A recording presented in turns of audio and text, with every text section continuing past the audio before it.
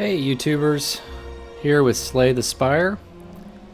This is on the Nintendo Switch. The day I'm recording this, the iOS version has just come out, so I think there's going to be a lot of new players coming into the fold. And it's one of my favorite games on the Nintendo Switch, so I've been wanting to show this on the channel anyway. So I'm going to go ahead and start up a new save file here. Now I'm by no means an expert player at this. I've played for a little bit and tried out all the characters, and hopefully in the course of playing this you'll get a chance to see, if you're new to the game, kind of how it works and some of the things you unlock along the way, and hopefully over time I get better and better at this. I'd like to be able to do the ascension levels and some of the advanced stuff as well. But anyway, I hope will enjoy this. Thanks for coming along with me on my Slay the Spire journey. And we're going to get started. So for those of you that are new to this is kind of a deck building game in the sense that all of your actions are based on the cards that you have in your hand, and you get an opportunity to add and remove cards as you go. If you're starting a new file, lots of cards will be locked and you'll earn them through progression as you do runs. Win or lose, you'll still make some XP towards the goal of unlocking things. And they offer a lot of modes, and now that I've got a new file, some of these are locked again, like the daily climb and the custom. You don't get to do those until you accomplish some goals in the game. But mainly going to focus on the standard run anyway and kind of show off all the characters. In this first video, I may not be able to get through an entire run, even if I'm playing well, just because I'm going to be explaining things as I go. But in the future, I'd like to try to get a whole run in every video if that's possible. So bear with me on this first one. I'm going to go through a lot more detail than I will in the future. But there are now 4 characters. This game was out on PC long before it was out on Nintendo Switch. I can't remember if the first 2 or first 3 characters were available at the beginning. But there's the Ironclad, and of course they're locked. But there's the Silent, the Watcher, the Defect, and the Watcher. The Watcher was recently added within the last month or 2, and that's the character I probably have the most trouble with. I first started playing the Defect, I was not very high on the Defect at all. I thought that was going to be my worst character forever, and it turned out to be my best one. And right now I have the same feelings about the Watcher. I can't get very far with the Watcher at all. I just haven't gotten into the rhythm of how the best way to play her is. But at least for this first video, the decision's made for us. We're going to be playing the Ironclad. Ironclad starts with 80 hit points and 99 gold. And this is kind of a rogue-lite thing, so you're going to fail and go through another run after that.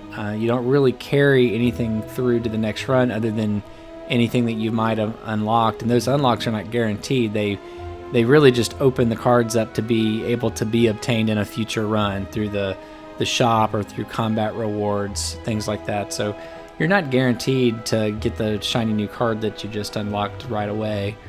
When we go to the other modes later, you'll see like there's a daily climb mode where they add modifiers to the run, and it's kind of a leaderboard thing. Everybody that plays it gets the same seed and has the same modifiers on their run, and you're competing to see how high on the leaderboard you can get.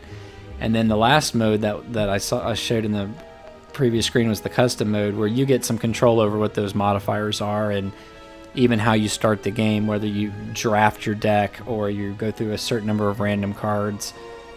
But when you start a brand new standard run like we are here, you're going to start each of those characters with the same deck for that character. Now they'll differ between characters, but the Ironclad will always start with these. And so part of the challenge is, as the rewards come up, which they're going to be randomness to that because you won't know which cards are going to show up as the rewards, you have to decide if you want to add a card or not to your deck. Does it add to the synergy of the deck, in other words making you more stronger and be able to do more damage and such, or more survivability, or is it not really a fit? And you've got to be careful, because a couple things you need to think about. The larger your deck gets, the harder it is to get the combination of cards that are the most efficient. So general strategy, the first thing that I had to learn was to stop taking every card that I was offered, because the deck got too large and it really wasn't effective anymore. In fact, it became hard to even get a block card when I really needed it. The other thing, again, goes back to the synergy. Taking cards that just don't fit are kind of a waste, because they're not really helping you as much as other things would. So let's go ahead and hit the embark button here with A and go on into the game. You'll start the game in this screen every time.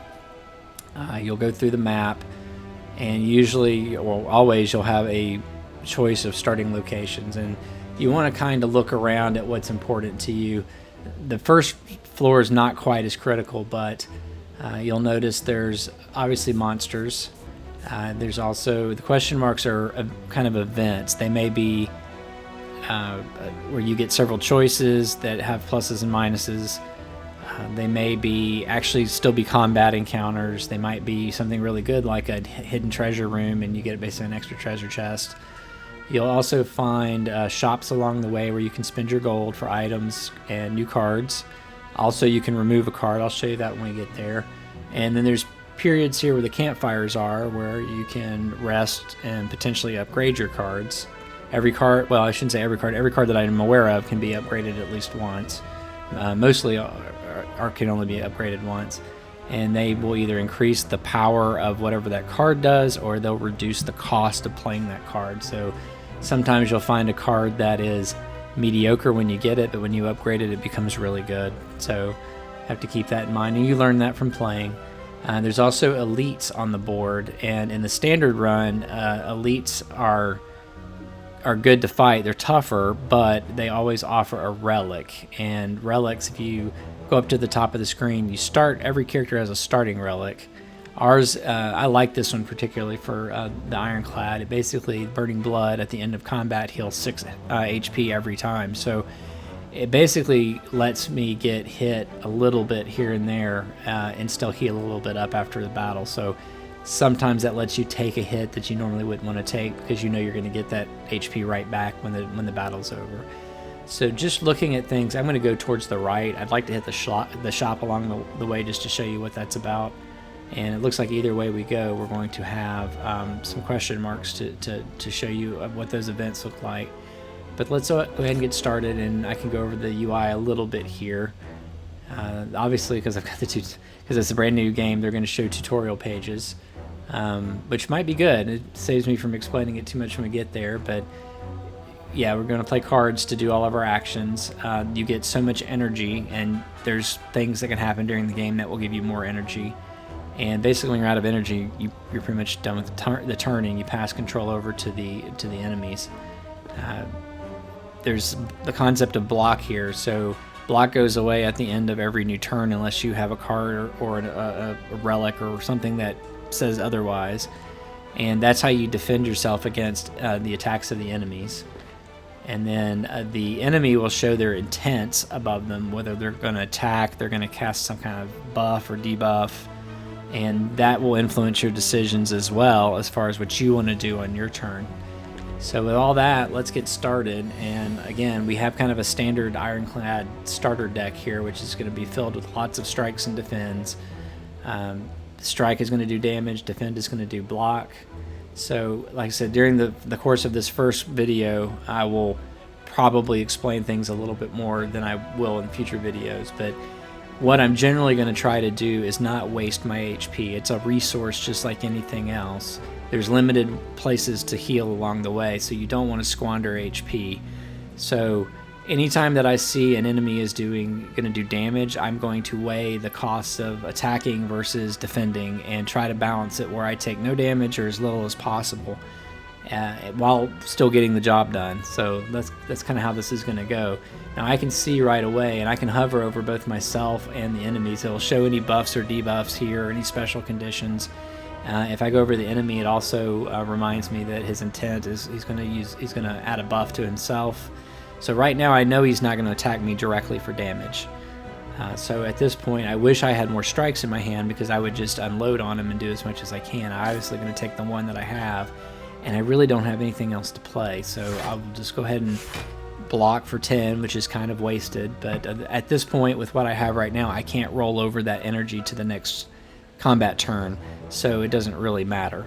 And I can hit Y to go to the enemy's turn. So he casts Ritual. I love these little bird cultist guys. And of course now I get all the strikes. But he's going to do 6 damage to me this time. I don't have any way to prevent that. I have no defense. So now I'm thinking more along the lines of how do I do the most damage to him, this turn and other turns. Other than the strike, I have one other special card in my deck right now, and this is Bash. It deals 8 damage, so it's good to start with already. It does cost an extra energy, it's 2, but it applies a status condition called Vulnerable. Now, vulnerable creatures take 50% more damage from attacks, and it lasts, I think this is 2 turns. I think every turn one vulnerable comes off, so we're going to play that. So I did a little bit of damage, and you notice now he's got the little heart, a broken heart on him. Receive 50% more damage from attacks for 2 turns. If I was able to play Bash again, it would add another 2 stacks to that. Excuse me. So let's go ahead and use our last energy to play another strike, and we should do a little bit more than 6 damage here. And we did 9, which makes sense. That's 50% more. And that is all we're going to be able to do for this turn. So we're going to have to let him go and take the punishment here. And he's going to attack for 6. With my Burning Blood that I have up there right now, if I take no more damage, I would recover that at the end of the combat and be back up to my full. Obviously, if you get to the end of your card pile, your draw pile is shuffled and move back over to the new draw pile. And there it goes. And we get a new hand just like we normally would. Now on this turn, 9 damage, because his buff that he did, his ritual that he did, at the end of its turn he gains 3 strength. So I really don't want this guy hanging around too many turns because he's just going to get more and more powerful. But at least this time I have some defense. And I'm going to do for sure 1. And I'm going to for sure use 1 attack to get him down to 22. Because again, I'm trying not to waste that vulnerable. So now this is where I was talking about you have to start balancing. Do I want to take a few extra HP or do I want to get rid of him faster? I think there's a chance to kill him on the next turn if I take the strike, so I'm going to go ahead and do that. And I'm just going to take 4 points of damage. So on the enemy turn, and there he goes. He's feeling pretty good about himself except for the fact that he's bleeding profusely.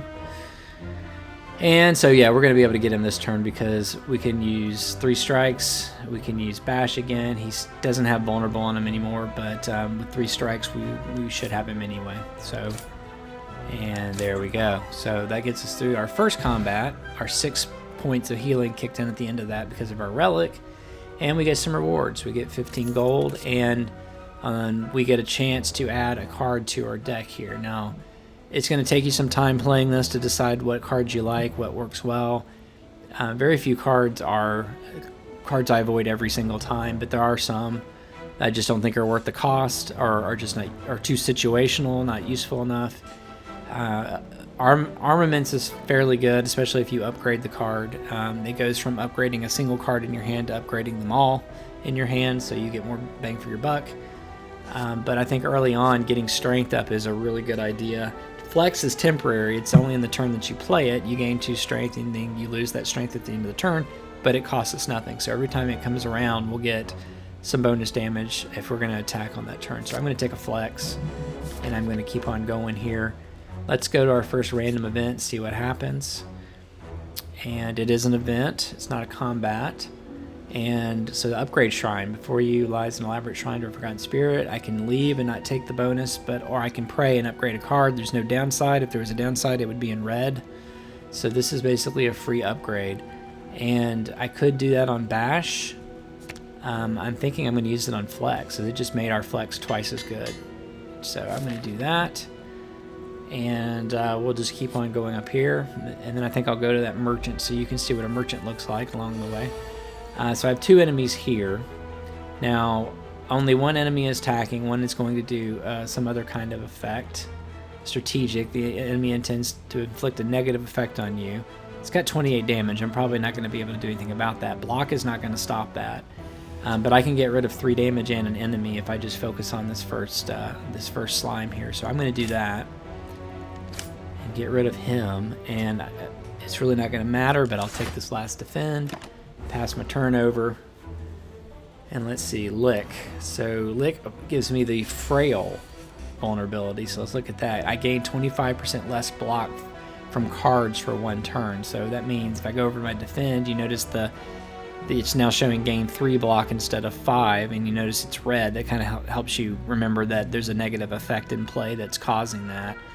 So that's all well and good, not much I can do about it. He's not going to attack again for damage, so it's kind of a waste for me to use a defend, so I'm going to pop that flex, and that's going to go back in my deck. That's not a one-time use. That card's going to go back through.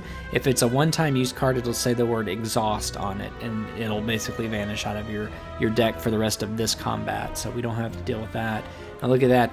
That improved all my strikes, and I've still got 3 energy, so that means I can play all 3 of these strikes, which is fantastic. And you notice the healing from my relic kicked in, so I'm already back up to full. So that's great. All right, 3 new card rewards. I'll be honest with you. There's decks in which I like Burning Pact. Generally, I don't use it. Blood for Blood is nice only if you're routinely getting hit a lot, and I don't have a lot of great ways to block right now, so I'm probably not gonna generally be leaving myself open anyway. I'm probably going to be blocking as much as I can, but it still may happen. But it's situational in the sense that the cost is too high for my deck right now because I don't have 4 energy, so I have to get hit before I can use that. So it may be 2 or 3 rounds before I both get the card and have the energy to use it. So later, when my deck has got more options and things going on, that might be a decent card to take, but I don't really like it right now. Now Headbutt. Put a card from your discard pile on top of your draw pile. That would be great if you had something in your deck already where every time it came up, it would be great. I could potentially use that to get flex a little bit more. But other than that, Headbutt's not much better than a regular strike, so I'm going to save room in my deck right now, and I'm not going to do that. I understand I pass rewards, but thank you for reminding me. So let's go look at a shop. I've got 126 gold, which is not a ton, but I might be able to get something that will give us a little bit more power. So you can just skip through the merchant. Most of the time it's worth going in and looking unless you're completely broke. Now the merchant will always have cards available. The prices will change. Usually if it's a sale item, which I don't know how they calculate the percentage off, there will be a blue cost underneath like this one says. So you're getting a little bit better deal on it than normal. They will always have 3 relics, and they're going to be different every time you go in here. There's some really good ones here, but obviously we can't afford these. You can buy potions, which we haven't really gotten into yet. We should start getting some potion rewards as we hit at certain enemies and things like that. So right now, I'm not too worried about these. The card removal service, now that will go up 25 gold every time you use it. You can only use it once per merchant. So if I took one right now to get rid of it, that's it for this merchant. I can't take any more cards out of my deck. It's actually fairly hard to remove cards from your deck. There's a couple of relics that let you do it. Some of them let you remove cards when you are at a rest site, things like that. But this is why you have to be careful about what you add. If I click on it, it's just going to show me my deck and say, hey, do you want to remove these? Now, if I start getting a lot of strikes or replacement cards for strikes and defends, like better versions of these, or cards that are just as good as strike but maybe do other effects, I might want to start substituting strikes out for those. If I get better cards that block, that for the same cost give me more block, then I could see, as those come in, removing some of my defense. Right now, I can't really afford to lose anything out of my deck. So let's look at what we have for the sale items up here, or for what's for sale. Twin Strike is good. I do know there's there's certain cards that like there's one that makes all of your cards that have the word strike in the name more powerful. So if I had that right now in play, I might look at Twin Strike. But even for one, that basically does 10 damage, so it's a little bit better than a regular strike. Thunderclap, I think, is what I'm going to go for here, just because it lets me hit all the enemies at the same time for 4, which isn't much, but it also puts that vulnerability condition on all of them, and that might help, especially right now when we don't have a lot of damage output, to at least be adding that effect. So I'm going to grab that, And that's all I'm going to do right now. I'm going to pocket the rest of that 81 gold and keep on going. And we'll head on to the next room, which looks like it's another event. So I'm going to go ahead and do this just because I want to show you some things that can happen. So the golden idol basically gives I think it's 15% more gold when you kill a monster. So if you get it early, it can really help boost up your money so you can buy stuff in the store. It's actually fairly good, but it comes with a cost. You see in the red, trigger a trap. So I'm going to take it, and it's telling me about relics. Got it. And the problem here is now I have to choose how I'm penalized for doing that and with the trap. So I can outrun it. I become cursed. I get an unplayable card. Those can also be removed from the merchant. I wish this event had happened before the merchant because I would have gladly taken it, grabbed the injury card here, and then on the very next turn at the merchant I would have removed it for money, and it would have paid for itself in the sense because of the extra gold that I'm getting from the idol. So I can just take 20 damage and not worry about the curse, or I can lose 6 max HP. I would be wary of losing max HP. I usually need all I can get. So I think I'm going to take for 2 reasons. One, that's not the worst curse card there is. It just is dead weight in your deck. But I want you to see kind of how curses work in this game too, actually in play. So we're going to do that. And I now have a choice between several things coming up. I'm always going to have a chance to, well, there's one path where I don't have a chance to rest. And then there's monsters and there's some more shops. So that's good. I've got, if I can get 19 more gold before I get to the shop, I could potentially get the curse that I just got removed. So that's a good question now. What do I want to do? Because if I go this way, I'm going to miss the shop. If I go this way and hit the elite, I could get a relic from defeating. That's the big thing about elites, is they also offer you a relic when you beat them. I'll still get a shop, and I'll still get the rest opportunity in between. I don't know if I'm going to get enough gold doing that. Do I have another shop later? No. So I'm going to be stuck with that curse card for a while if I do that, and I don't have enough. If I go here, I'll get a chance to basically upgrade a card because I'm already at full HP, and I will still only get 1 chance to get gold before I go. So the dangerous part about going back to elites is they're tougher, and it's still pretty early on in the game, but since there's a rest right after it, I think I'm going to do this, and that'll let you see a more interesting monster than what we've seen before because it'll be an elite. Now, I think this one's called a Lagavulin, if I remember correctly. So he's got a couple of interesting things going on here. First of all, he's asleep, and he's not going to wake up until I attack him. At least more than a little bit. I have to hit him, a few points of damage before he'll do it.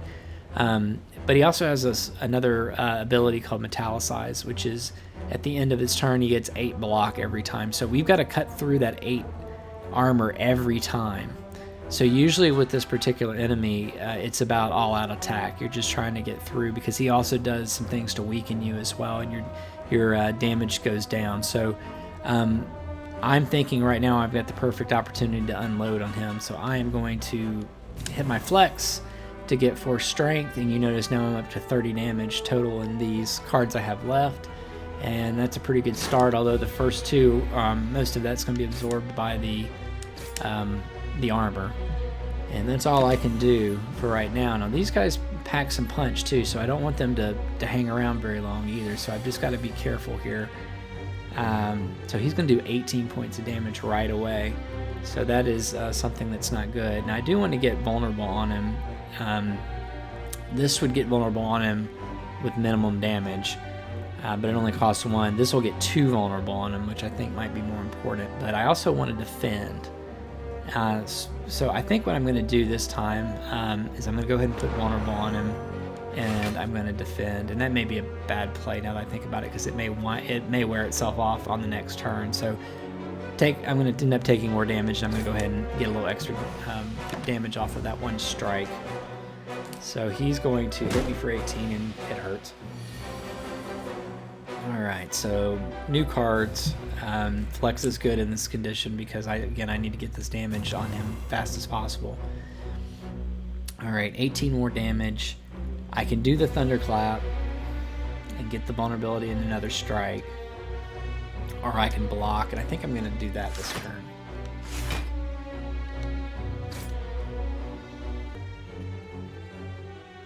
Get a little water here.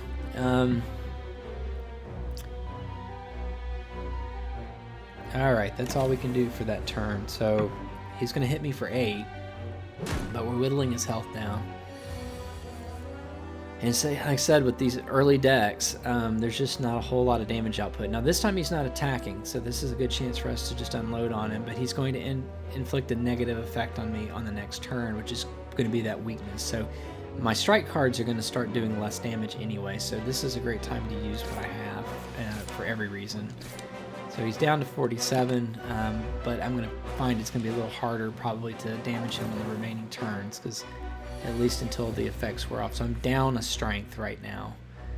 My damage is decreased by 1, and my block is decreased by 1 as well. So you'll notice both the strike, bash, all these cards, they have a red number on them showing that they're inferior to what they normally are.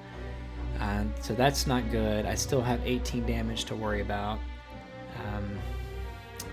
Obviously injury is going to be of no use to me right now. It's dead weight in my hand. That's what this curse is all about. I am thinking I am going to keep doing some damage. Get vulnerable back on him. That will offset a little bit of our weakness that we have. And 4 block is almost not worth it. I'm going to take 5 damage. Well, actually, it'll be a little bit more than 5 damage because of the vulnerability on him. So, you know, this is part of battling the elites. You're going to take some damage.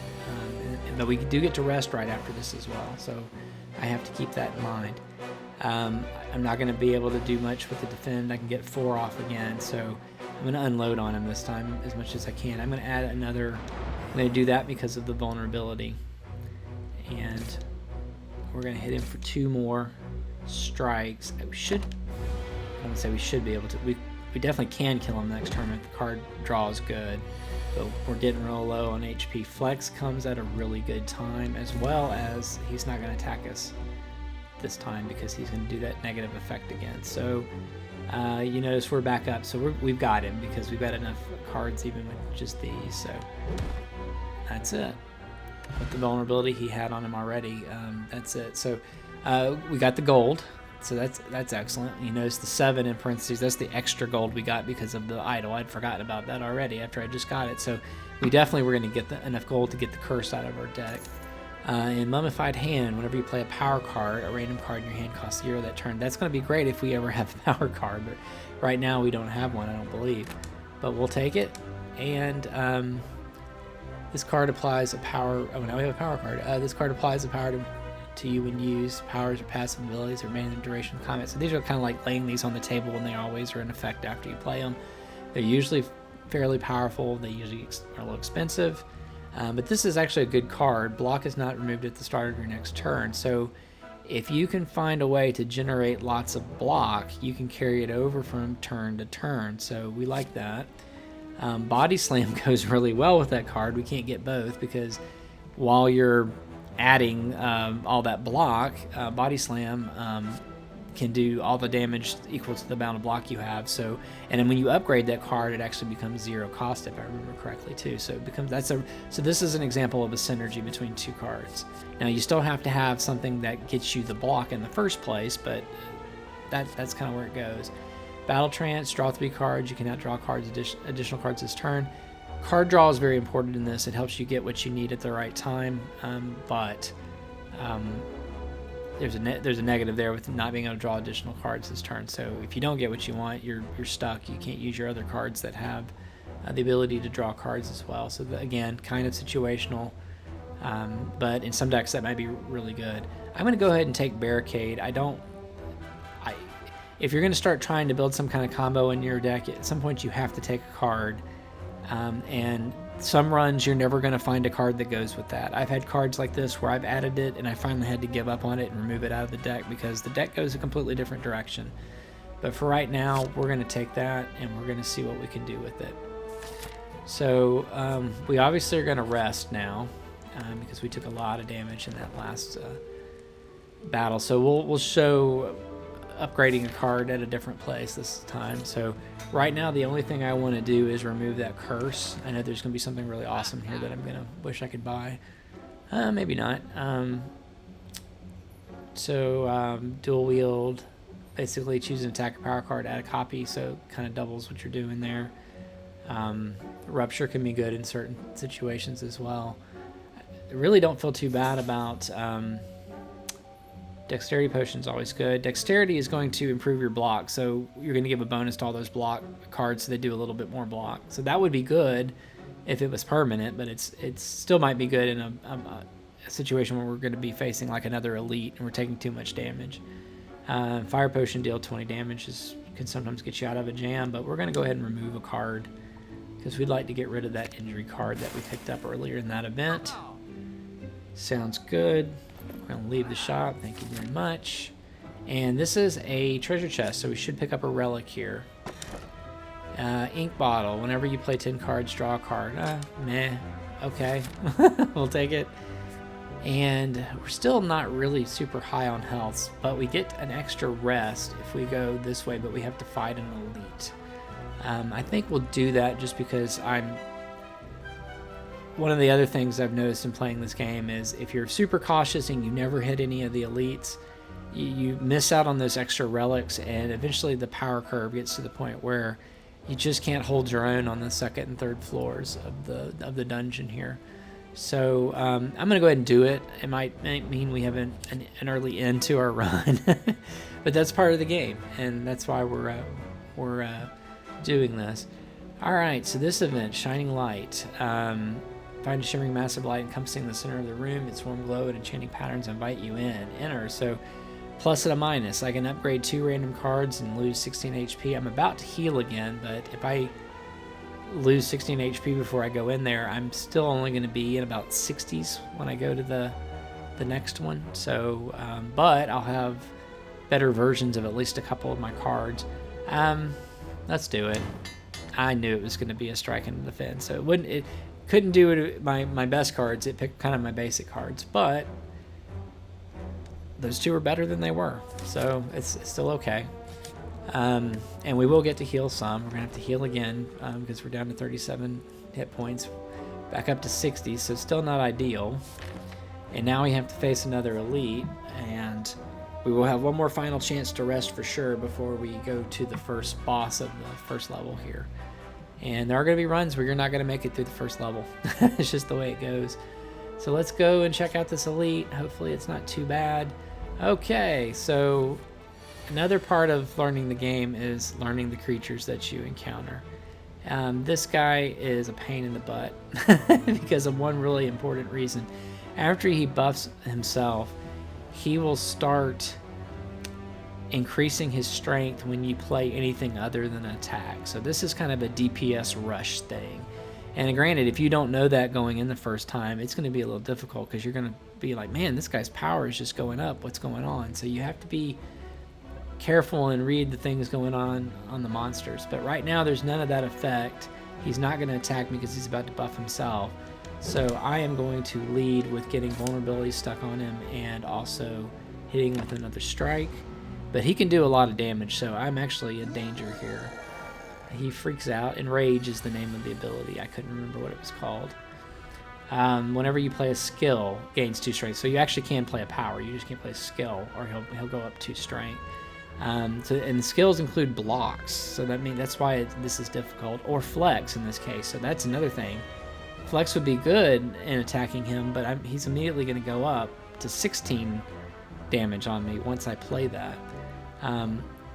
Block, I don't have a great way of adding block in this scenario either, because if I use block, he's going to go up in power, so that's kind of a wasted thing too. So I think I'm going to just have to race him and hope for the best here. I'm going to hit him with the card that adds vulnerability and then hit him with all my strikes, and I'm just going to have to suck it up and take this damage, and that's not great. But like I said, I get a relic out of this. Hopefully it's not a bad one. So I think so the good news is on this turn his damage is less. So I guess that's part of his enrage, is his first attack is more. So I feel even better about the same strategy here. of just trying to knock him down. So I really could kill him in the next turn and only be down to about half HP, so that's not too bad. So let's do that real quick. Barricade comes up again, so this is part of the problem. I can't really use this card, but it's taking up space that I could be getting something else. So it doesn't really matter too much in this case because we've got enough power or enough attack cards to get rid of them. So that worked out. Looks like we got a couple things here. So we got some more gold, always good. White Beast statue. Potions always appear in combat reward, so we'll start getting more potions as we're going. Essence of Steel, I think that's a potion. Yeah, so that gives me plated armor, which is basically 4 block. And if they don't pierce that armor, it's there for the next turn, and then as they pierce it, it goes down 4 to 3 to 2, like that. So, and then we get a chance to add a card to our deck. Would like to do a little bit more damage. Anger is an interesting card. You play it and it immediately copies itself in your deck. So now you have 2 in your deck, and the next time you play it, you'd have 3 in your deck. And it's great because it doesn't cost any, any energy, but you're artificially growing your deck, so you can't get to those other good cards you need, like block. At some point, you have so many angers in your deck that you can't block it. But if you have other things going on in your deck that help prevent it, or your damage is so high, maybe you can get around that. Right now, I'm not really interested in that. But I am going to take Sword Boomerang. I haven't really taken the card a whole lot, but 9 damage isn't too bad. And I feel like I could use an extra attack card right now. And let's go to this. I hope it's something beneficial, because we really could use a heal of some kind. Would be great. And it's another combat. Exactly what we don't need. All right. So he also is an enemy that tends to gain strength over time. And he starts out already doing a pretty good amount of damage. So I am going to use this card to get vulnerability on him. And I think I'm going to use this to do some attack damage to him. And I'm going to block part of this damage, because since I have the better defend, I have the defend plus card. I should only take 3 damage on this first turn. And that hurts. But we're making some progress. Now, he's not going to attack me this turn. He is going to add a block. Intends to block and use a buff. So he's not going to hit me, so I have no reason to defend right now. So I'm going to open up on all these strike cards that I have, and hopefully, yeah, we should be able to get him on our next turn. So that's not too bad. Yeah, Bellow is the name of the. So now he's got 6 block, and he added 3 strength, and now he's doing 10 damage. So I have no reason not to use the flex, because it's 0 cost, and I need to do 13 points of damage, and I can do that with these 2 cards here. So we'll do that, and he's gone. We'll heal up another 6 from our relic. Strength potion. So that's going to be just during the duration of the combat that you use it, but it's not going to go away at the end of the turn. There's also a flex potion, which acts like the flex card, where you gain strength and then you lose it. But so this is actually good. We're happy with that. And another chance to add a card. Now, what I said before about having synergy with the barricade card, I'm going to take this body slam card and hope that we find some better ways to get block in our deck, and we're more at least more of block. Now, I don't really in this case want to fight an elite and then heal and then have to fight the boss of the level. I think I'd rather go for a slightly easier enemy, so hopefully I won't lose as many hit points and have a chance to get closer to my max HP. But again, I'm giving up a relic if I do that, so you just have to weigh that in. Okay, our first thief that we've come across. Now, what makes these guys irritating is they steal gold from you, and after so many turns they just run away. So if you haven't killed them, they get away with the gold. We're going to want to not let him do that. So we're going to do the flex, and that's going to help. That's going to make that 21 points of damage. That's pretty good. And that's going to do vulnerable, and that's going to do vulnerable. I think I'd like to keep the vulnerable on him for more than 1 turn. So I'm not going to worry about the 10 points of damage on this turn. I want to get a really good start on him and see. Yeah, he's almost dead. So we're going to take 10 points of damage. And actually, if I really wanted to, I could have done a little bit with the plated armor, but it's not a huge thing. I'd rather use that for the boss if we can. Or I could have popped the flex, and I would have had a little bit more as well. So yeah, this worked out really well. You notice that Leader steals 15 gold every time it attacks. So my money, give it back. So 15 gold stolen back. That's what he took from us, and then we took some of his gold, plus the 3 gold bonus from our golden idol. A colorless potion. Choose one of 3 random colorless cards to add to your turn. Cost 0. And all right, so a couple things here. Armaments is, I may have mentioned this already. Armaments, when you upgrade it, it actually lets you upgrade all the cards in your hand for the rest of combat, not just one card. So this is good once we upgrade it. But I actually like Iron Wave a lot because it lets me still deal damage and block. And we've said we want more ways to block. So if I can still do damage while building on my block to go with the barricade card, that's probably good. So I'm going to take that. And we're going to go up here and we're going to rest. And we're going to hit that first boss. So, and we're up to 70. So we're not great, but not too bad. And this is the boss. Well, and the bosses are randomized, but you can see based on the drawing on the map which boss you're going to fight. You're going to know who's coming up. This one is interesting. He has 2 modes. And he has an offensive mode, which he's in right now, and he has a defensive mode where he turns into a giant shell. And the turn that he does that, he's still vulnerable for a little bit longer, but he then... I forgot what it's called, but he activates the thorn ability, which gives him 3 thorns, and what that means is every time I hit him, every attack, so like that boomerang card where I do 3 attacks, that's going to hit him 3 times. I'm going to hit by the thorns 3 times. It's going to do 3 damage to me each one of those times.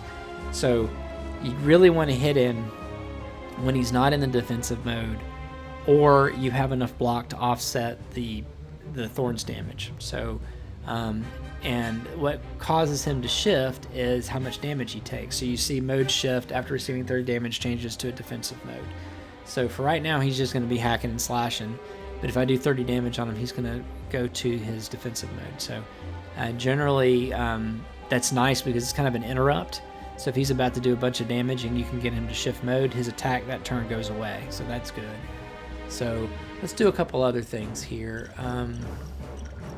I'm going to go ahead and pop this strength potion as well. That'll just let us do a little bit more damage. And these potions that give us random stuff, sometimes it's good, sometimes it's bad. Since I can only carry 3 potions anyway, I'm going to go ahead and use this one as well. Let's see what it lets me do. Add 1 random colorless card in your hands. At 8 deal damage, equal number of cards in your draw pile. That might be interesting because that may be an attack that isn't affected by the thorns. I don't know unless I try that. I've seen a few that don't. Shuffle 3 random attacks into your draw pile that cost 0. That's pretty good, assuming that I have to be able to use them. But yeah, let's go for that. I can only use it once. So let's go ahead and use that exhaust. It's going to put a whole bunch of 0, and those are good right now because he's not in his defensive mode. So hopefully those will come back around, at the proper time. I'm going to pop the flex. It's going to get us up to 6 strength, so we're going to be doing pretty good damage here on this opening turn. I do want the vulnerability, so I'm going to take that, and I'm going to hit him with one of these strengths. And that was enough damage to get him to shift. So you notice right now he doesn't have the thorns, but the first thing he does on his turn is add Sharp Hide. That was the name I was trying to think of. So now he does 3 damage to me if I attack him. Now,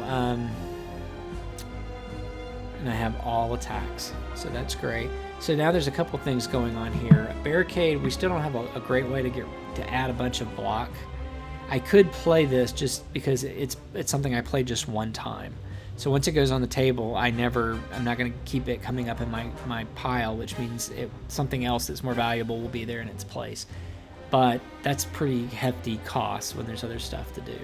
So what I'd rather do, and I have no way of blocking right now, other than Iron Wave. So I'm not sure if I get the block before I deal the damage. I think I do. So I'm going to do that anyway to start. Yeah, I did. So I got the 5 block, then I hit him. The thorns did 3 damage back to me, but I got an attack in. Now, if I hit him for anything else, I'm definitely going to take 1 point of damage from doing that. I don't know if this counts as an attack that hits me or not. In fact, I want to test that out. So let's do that next.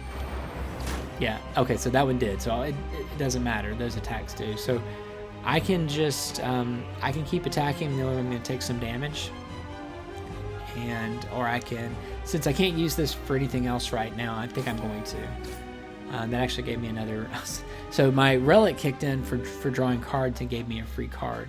See, Boomerang would be really bad right now because I'd hit him 3 times and I'd get 9 points of damage just from the thorns. So I think what I'm going to do to end my turn, actually first thing I'm going to do is I'm going to use the defend.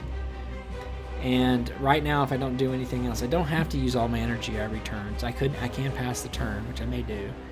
And then if I did that, I would only take 1 point of damage. Now, if I hit him with a strike, I'm only going to have 5 block left, and I'm going to take 4 points of damage. I think I'm going to do that. I'm being a little bit more aggressive. Only because the Ironclad also tends to have a little bit higher HP, so that's good. In a minute, he's going to decide to switch back to his other form. It's usually when you see this ×2 attack, he does that twin slam thing. So, body slam. I don't have much block right now. If you have 0 block, I think it also looks at your strength value and adds 2, so you get at least something. Anger was one of the cards that I got earlier in the random potion, I think. So I think what I'm going to do, I think I'm going to defend, and I'm going to defend again, and tempted to hit both of these even though it's going to take 6 damage off. Or I could add, he's still got vulnerability on for 1 more turn. See, all 3 of these are good, but I can only do 1 plus the anger if I choose. Alright, what to do. Alright, I think I'm going to go for anger. That's going to duplicate it, because that's what that card does. I have 7 left, so I'm going to take 11 points of damage. Oh, and that reduced my body slam, so it would have been better for me to do that the other way around. So I think I'm going to cut my losses here and leave that. And he's going to do some damage. Now he's going to go back into his offensive mode, and you notice now it's 40 points of damage for him to turn back into the defensive form. So doesn't hurt me to do the flex. I think in this case I'm going to want to defend a little bit more. I may... See, the problem with the plated armor is he's definitely going to get through it, but it does offset a little bit, so we'll do that for now. And we're going to hit him with the better of the 2 strikes. And we'll end that. So we're up to 14 damage, and he gets through. So you notice the plated armor is going to go down because he broke through it. So he's not back. He's going to...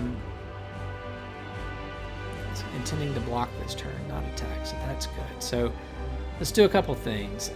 Let's go ahead and add vulnerability back to him. Hey, we got another card because of our relic up there going. Let's go ahead and do this one because we're going to draw another card, and that way we'll have even more options. The best time to use Boomerang is right now when he does not have his thorns active. We could also add more vulnerability to him. And he's already vulnerable now. So let's think about this. And there's a chance to get some block, but he's not gonna be attacking us directly. So I think what I'm gonna do is add vulnerability.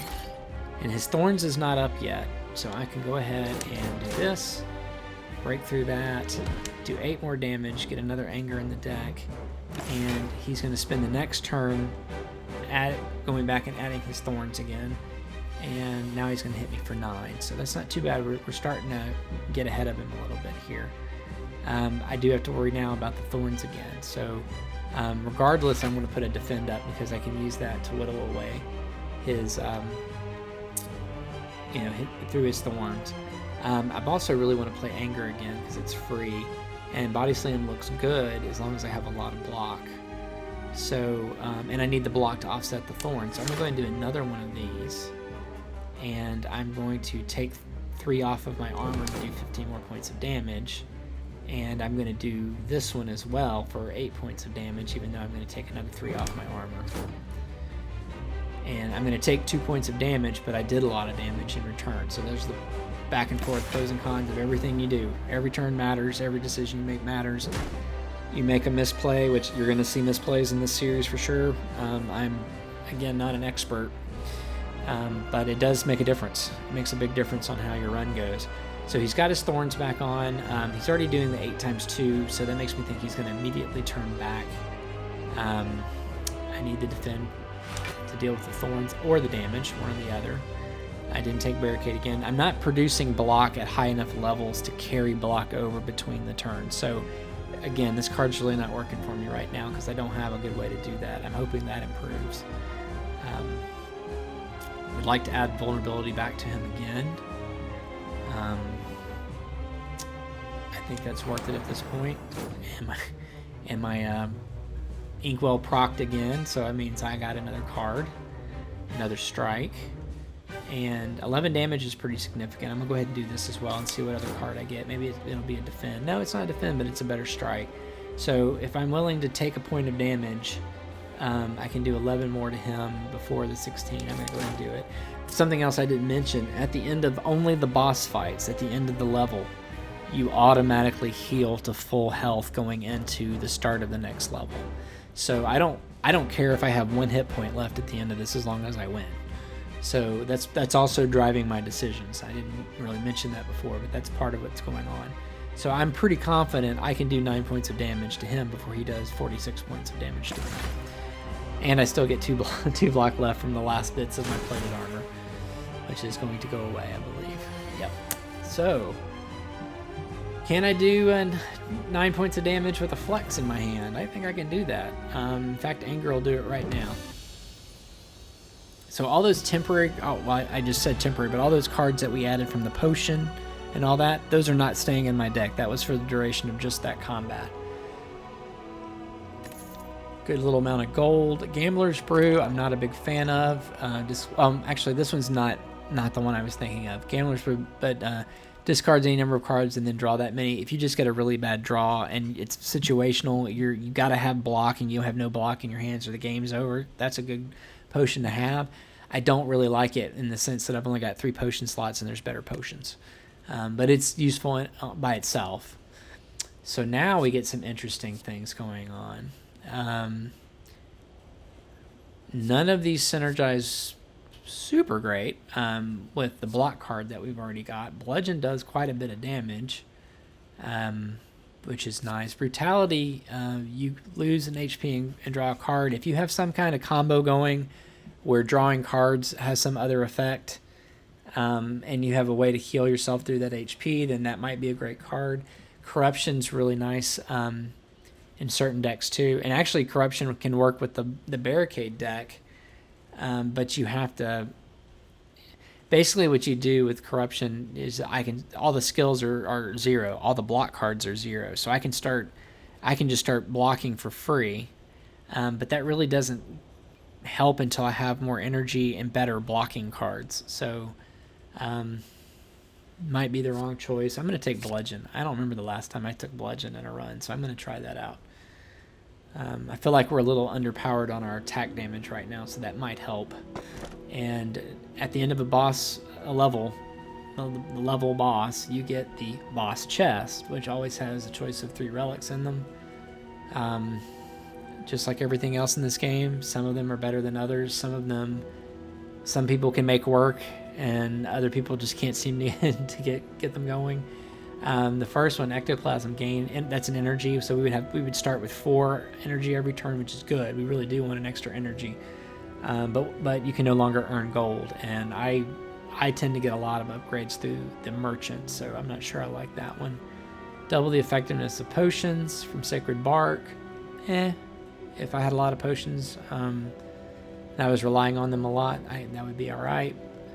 Philosopher's Stone, gain energy at the start of your turn, but all of your enemies start with a combat of 1 strength. So I'm making all my enemies more powerful, but I get an extra energy. and a deck where I already had the block figured out, I would seriously consider that. I think I'm actually going to skip all 3 of these.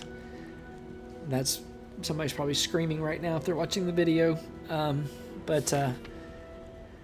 Yeah, and that's just how it goes sometimes. So anyway, so this first video is a little bit longer. I think I'm going to stop here and pick it up on the next video, and we'll take on level 2, and maybe this one will go a little bit faster because I had to explain a bunch of stuff in the first one.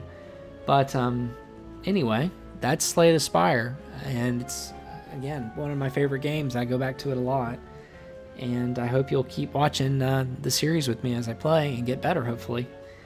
But anyway, hope you enjoyed it, and hope to see you soon. Thanks. Bye.